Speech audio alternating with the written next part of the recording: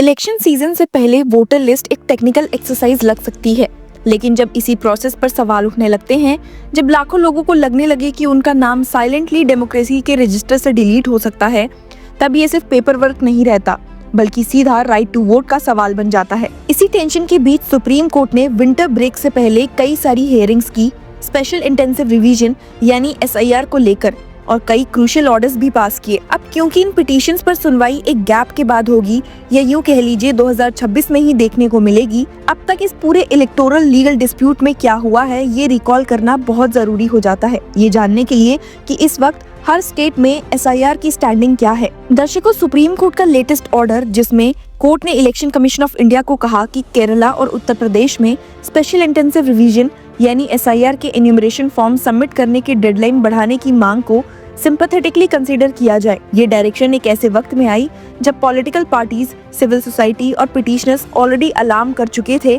कि SIR के नाम पर लाखों जेन्युइन वोटर्स डिसइनफ्रेंचाइज हो सकते हैं। Chief justice of India Suryakant की अगुवाई वाली बेंच, जिसमें जस्टिस जॉय मल्ल्या बागची भी शामिल थे, ये डायरेक्शन उन पिटीशंस पर सुनवाई के दौरान आई जो अलग अलग स्टेट्स में SIR प्रोसेस की कॉन्स्टिट्यूशनैलिटी को चैलेंज कर रही हैं। कोर्ट ने पिटीशनर्स को लिबर्टी दी कि वो इलेक्शन कमीशन के सामने रिप्रेजेंटेशन फाइल करे, और साथ ही पोल बॉडी को ये कहा कि वो ग्राउंड रियलिटीज को देखते हुए एक एप्रोप्रिएट डिसीजन ले। बेंच का ऑर्डर काफी केयरफुली वर्डेड था।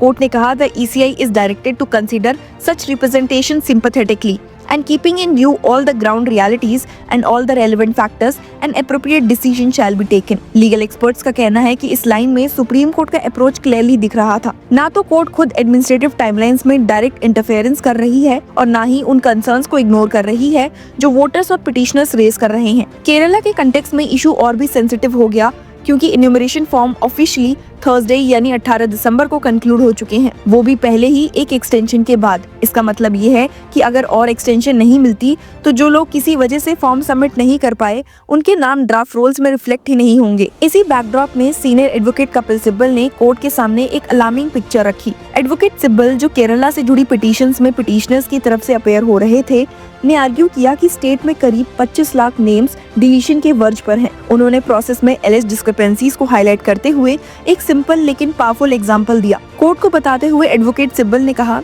Husband is there, the wife's name is not there, they have deleted the wife's name. इस एक सेंटेंस ने एन्यूमरेशन एक्सरसाइज की ऑन ग्राउंड रियलिटी पर एक बड़ा सवाल खड़ा कर दिया कि अगर एक ही हाउस होल्ड के 2 एडल्ट वोटर्स के साथ अलग अलग ट्रीटमेंट हो रहा है तो क्या प्रोसेस सच में फुल प्रूफ है। उत्तर प्रदेश का केस थोड़ा अलग एंगल से आर्ग्यू किया गया। वहाँ से सीनियर एडवोकेट सिद्धार्थ दवे ने एक्सटेंशन की स्ट्रॉन्ग डिमांड रखी और कहा कि रिवीजन में हेस्ट की कोई जरूरत ही नहीं है। एडवोकेट दवे ने कोर्ट का ध्यान इस बात पर दिलाया कि उत्तर प्रदेश में नेक्स्ट असेंबली इलेक्शंस मार्च-अप्रैल 2027 में शेड्यूल्ड है। उनका सबमिशन था कि जब इलेक्शंस में अभी काफी समय बाकी है तो इतनी जल्दबाजी में वोटर रोल्स रिवाइज करने का लॉजिक समझ से परे है। इस कंटेक्स्ट में ये भी इम्पोर्टेंट है कि इलेक्शन कमीशन ने पहले ही उत्तर प्रदेश के लिए एन्यूमरेशन डेडलाइन रिवाइज करके 26 दिसंबर कर दी है और ड्राफ्ट रोल्स 31 दिसंबर को ही पब्लिश की जानी है। लेकिन पिटीशनर्स का कहना है कि इवन ये एक्सटेंशन ग्राउंड पर काफी नहीं है, गिवन स्टेट का साइज, पॉपुलेशन और माइग्रेंट वोटर्स की बड़ी संख्या। जब इलेक्शन कमीशन की तरफ से सीनियर एडवोकेट राकेश द्विवेदी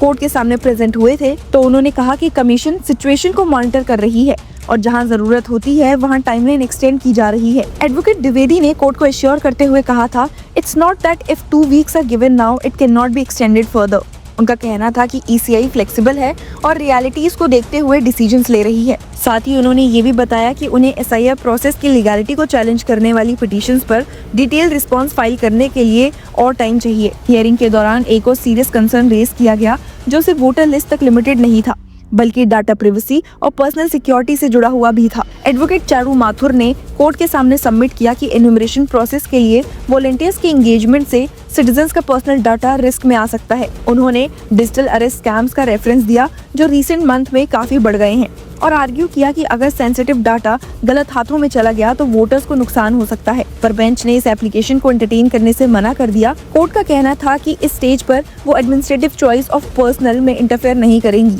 इस ऑब्जर्वेशन से ये क्लियर हो गया कि सुप्रीम कोर्ट एक फाइन बैलेंस मेंटेन करना चाह रही है, कॉन्स्टिट्यूशनल कंसर्न्स को सुनना लेकिन माइक्रो मैनेजमेंट से बचना। ये हियरिंग 11 दिसंबर की प्रोसीडिंग्स का कंटिन्यूएशन भी थी, जहां कोर्ट ने SIR ऑर्डर में यूज हुए टर्म माइग्रेशन के स्कोप पर भी डिटेल डिस्कशन की थी। जस्टिस जॉय मल्ल्या बागची ने उस दिन ऑब्जर्व किया था कि माइग्रेशन का मतलब सिर्फ एक स्टेट से दूसरे स्टेट जाना ही नहीं, बल्कि क्रॉसिंग इनटू इंडिया भी हो सकता है। यह ऑब्जर्वेशन ECI के उस रैशनल को सपोर्ट करता दिखा जिसमें कमीशन सिटीजनशिप वेरिफिकेशन को SIR प्रोसेस का हिस्सा बना रही है। इसी पॉइंट पर सीनियर एडवोकेट राजू रामाचंद्रन ने शार्प क्रिटिसिज्म किया था। पिटिशनर्स की तरफ से अपेयर होते हुए उन्होंने कहा था कि इलेक्शन कमीशन एक तरह से इंक्विजिटोरियल रोल एज्यूम कर रही है और बिहेव कर रही है जैसे एक नोजी पार्कर। उनका आर्ग्यूमेंट था कि सिटीजनशिप वेरीफाई करने के लिए ऑलरेडी स्टैट्यूटरी मैकेनिज्म्स एग्जिस्ट करते हैं और ECI का इस एरिया में घुसना ओवररीच है। एडवोकेट रामाचंद्रन ने ये भी आर्ग्यू किया कि जो SIR ऑर्डर ओरिजिनली बिहार के लिए स्पेसिफिक था, उसे बिना adequate application of mind industrialised states और हाई माइग्रेशन पॉपुलेशन वाले स्टेट्स जैसे तमिलनाडु पर अप्लाई कर दिया गया। उनका कहना था कि हर स्टेट की सोशियो इकोनॉमिक रियलिटी अलग होती है और एक यूनिफॉर्म अप्रोच से लार्ज स्केल डिसएनफ्रेंचाइजमेंट का रिस्क पैदा हो जाता है।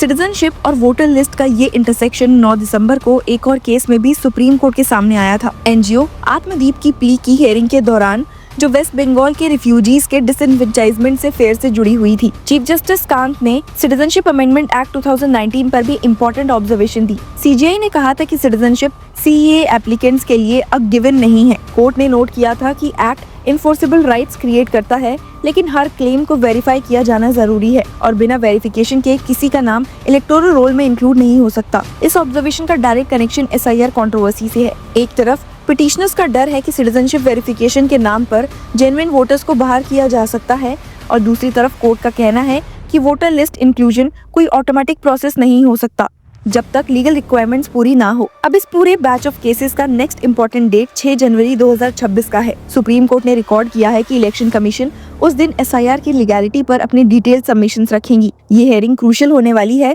क्योंकि यहीं से क्लियर होगा कि कोर्ट SIR को सिर्फ एडमिनिस्ट्रेटिव एक्सरसाइज के रूप में देखती है या फिर इसमें कॉन्स्टिट्यूशनल रेड फ्लैग्स भी देखती है। फिलहाल के लिए सुप्रीम कोर्ट का सिंपैथेटिकली कंसीडर वाला डायरेक्शन एक टेम्पररी रिलीफ जैसा है, लेकिन साथ ही एक सटल वार्निंग भी। रिलीफ इस सेंस में कि पिटिशनर्स और वोटर्स को अभी भी ECI के सामने अपनी बात रखने का मौका मिला है। वार्निंग इसीलिए क्योंकि सुप्रीम कोर्ट ने क्लियरली कह दिया है कि ग्राउंड रियलिटीज को इग्नोर करके कोई डिसीजन सस्टेनेबल नहीं होगा। इस पूरी कंट्रोवर्सी ने एक बार फिर ये याद दिला दिया है कि वोटर लिस्ट रिवीजन सिर्फ एक ब्यूरोक्रेटिक टास्क नहीं है, ये डेमोक्रेसी के सबसे बेसिक प्रॉमिस से जुड़ा हुआ है। That is her eligible citizen का वोट। अगर प्रोसेस ट्रांसपेरेंट नहीं होगा, टाइमलाइंस रियलिस्टिक नहीं होंगी और ग्रीवियंसेस को जेन्युइनली एड्रेस नहीं किया गया तो ट्रस्ट डेफिशिएट और डीपन होगा। केरला में 25 लाख नेम्स का रिस्क हो या उत्तर प्रदेश में हेस्ट का क्वेश्चन, सुप्रीम कोर्ट के सामने जो पिक्चर इमर्ज हो रही है वो सिर्फ लीगल नहीं, पॉलिटिकल और सोशल भी है। आने वाले हफ्तों में ये देखना इंटरेस्टिंग होगा कि इलेक्शन कमीशन कोर्ट के सिंपैथेटिक कंसिडरेशन को किस तरह इंटरप्रेट करती है, एक रूटीन एडमिनिस्ट्रेटिव फ्रेज के रूप में या एक सीरियस कॉन्स्टिट्यूशनल रिमाइंडर के रूप में। 6 जनवरी 2026 को जब ECI अपनी सबमिशंस रखेंगी तब शायद ये क्लियर हो पाएगा कि SIR एक नेसेसरी क्लीन अप एक्सरसाइज है या एक ऐसा एक्सपेरिमेंट जो डेमोक्रेटिक पार्टिसिपेशन के लिए अनइंटेंडेड कंसिक्वेंसेस ला सकता है। तब तक लाखों वोटर्स की निगाहें इस प्रोसेस पर टिकी रहेंगी और सुप्रीम कोर्ट के अगले शब्दों का इंतजार करेंगी। Stay tuned with us to get all the updates.